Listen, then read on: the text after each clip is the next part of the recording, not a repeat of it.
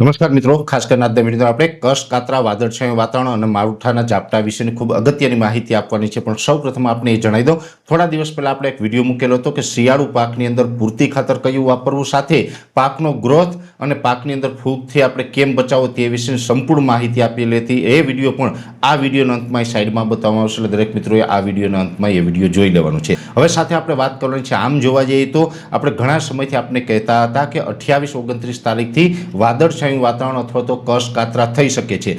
જો કે આપણે રાજ્યની અંદર 24 ઓક્ટોબરથી લઈને 2 નવેમ્બર સુધી જે આપણે માવઠું ચાલ્યું હતું, 2 નવેમ્બર પછીથી આકાશ ખુલ્લું થયું, ત્યાર પછીથી આપણે કોઈ કચ્છ, કાતરા કે વાદળ જોવા ન મળ્યા હતા।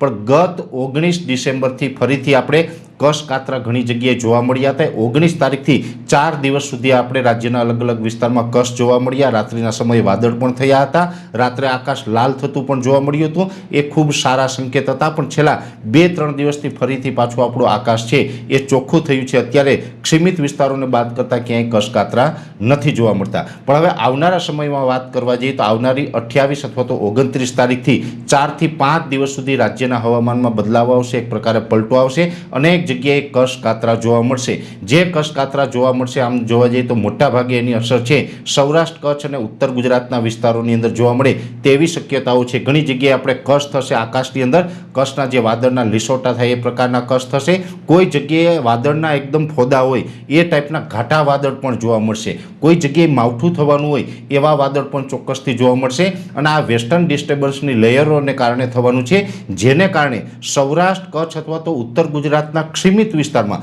છૂટાછવાયા કોઈ વિસ્તારોની અંદર 30, 31 અને 1 તારીખે એમ 3 દિવસની અંદર કોઈ જગ્યાએ એકદમ સામાન્ય માવઠાના ઝાપટા છે એ પણ પડી શકે છે। જોકે માવઠાના ઝાપટાની વાત છે એમાં સીમિત વિસ્તારમાં, એટલે બહુ કાંઈ કોઈ ચિંતા કરવાની જરૂર નથી। સીમિત વિસ્તારમાં અને એ પણ થોડા સમય માટે ને એકદમ સામાન્ય ઝાપટા પડે તેવી શક્યતાઓ છે। એટલે આમાં કોઈ બહુ આને ચિંતાનો વિષય નથી। એટલે કોઈ આ માવઠાની આગાહીથી ડરવાનું કે ગભરાવાનું નથી। પણ એક ચોક્કસથી છે કે હવામાનમાં પલટો આવવાનો છે।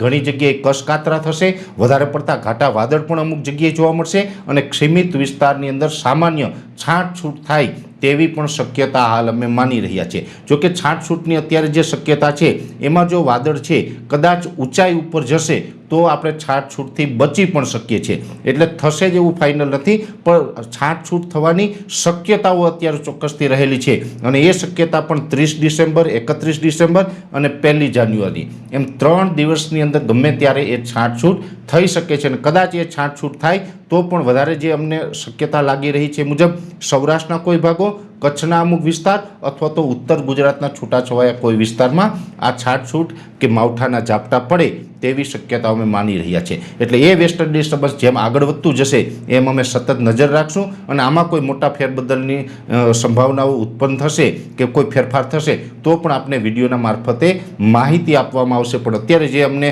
પ્રિડિક્શનમાં લાગી રહ્યું છે તે સંપૂર્ણ માહિતી છે એ આપવાનો પ્રયત્ન કર્યો છે। વિશેષ માહિતી નેક્સ્ટ વિડીયોમાં આપવામાં આવશે। શરૂઆતમાં આપને જણાવ્યું તો આ સાઈડમાં વિડીયો દેખાય એને ટચ કરીને જોશો એટલે ત્રણેય પ્રોબ્લેમનો જે શિયાળુ પાક છે એની માહિતી મળી જશે। અત્યારે આ વિડીયોની અંદર એટલું જ। દરેક મિત્રોએ વિડીયોને લાઈક આપીને દરેક ગ્રુપમાં શેર કરવો, ચેનલને સબસ્ક્રાઈબ કરવી, ફેસબુકને ફોલો કરજો। નમસ્કાર।